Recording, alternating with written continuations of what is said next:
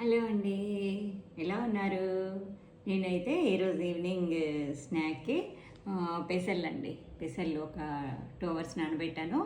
తర్వాత ఒక 10 మినిట్స్ ఉడికించాను.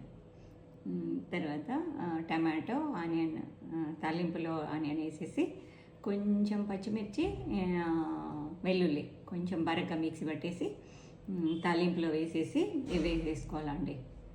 తర్వాత తినే ముందర కొంచెం నిమ్మ చెక్కల పిండి వేసేసుకొని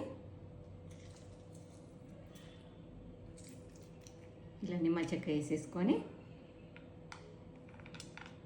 తీసుకోవాలండి.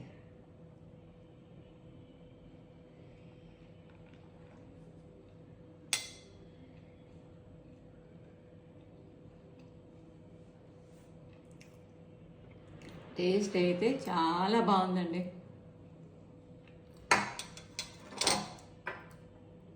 తర్వాత సమ్మర్ కదండి, కొంచెం ఆరెంజ్ జ్యూస్ చేసి పెట్టుకున్నాను.